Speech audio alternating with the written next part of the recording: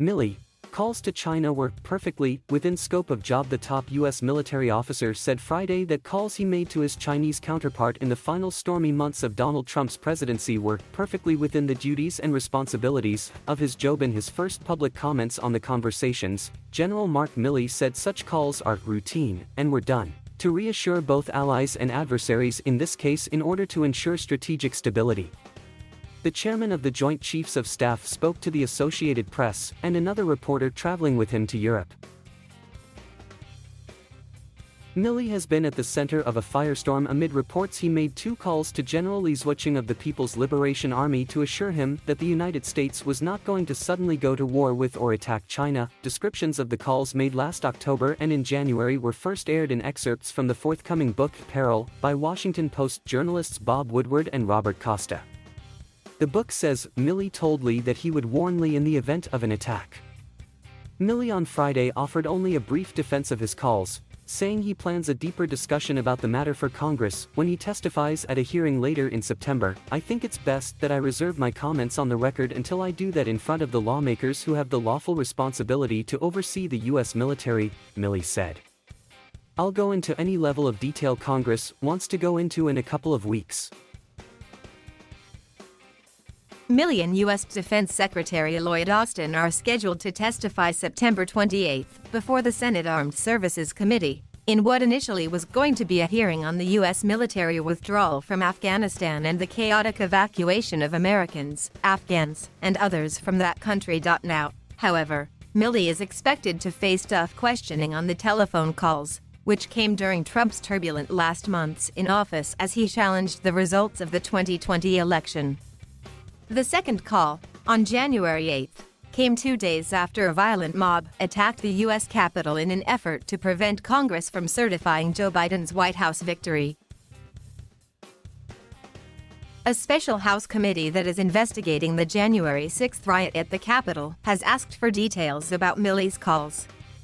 U.S. Representatives Benny Thompson, Demis, and Liz Cheney, while leaders of the committee, have also sought records related to the November election, the transfer of power from Trump to Biden, and the riot. Milley was appointed Joint Chiefs Chairman by Trump in 2019 and has remained in that post in the Biden administration. As chairman, Milley is the top military advisor to the president and to the defense secretary. The White House and the Pentagon chief have said they continue to have full trust and confidence in Milley. The new book says Milley, fearful of Trump's actions late in his term, twice called his Chinese counterpart to assure him that the U.S. was not going to attack China. One call took place on October 30, 4 days before the American election. The second call was on January 8, less than 2 weeks before Biden's inauguration and 2 days after the insurrection at the Capitol by supporters of Trump. Some U.S. lawmakers have said Milley overstepped his authority, and they have called for Biden to fire him. Trump blasted Milley as treasonous, called him a complete nutjob, and said Milley never told me about calls being made to China. Biden told reporters after the disclosures in the book that "I have great confidence in General Milley." Milley's office, in a statement this week, said the calls were intended to convey reassurance to the Chinese military and were in line with his responsibilities as Joint Chiefs Chairman. The statement from Milley spokesman Colonel Dave Butler also said that the calls were staffed, coordinated, and communicated with the Pentagon and other federal agencies. "If we're going to attack, I'm going to call you ahead of time.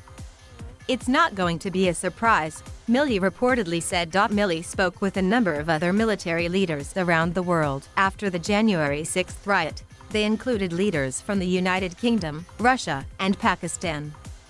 A description of those calls in January referred to several other counterparts that Milley spoke to with similar messages of reassurance that the U.S. government was strong and in control. The second call was meant to placate Chinese fears about the events of January 6. But the book reports that Li wasn't as easily assuaged, even after Milley promised him, "We are 100% steady.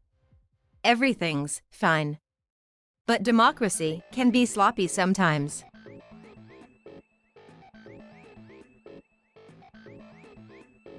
Thank you for watching. Please subscribe.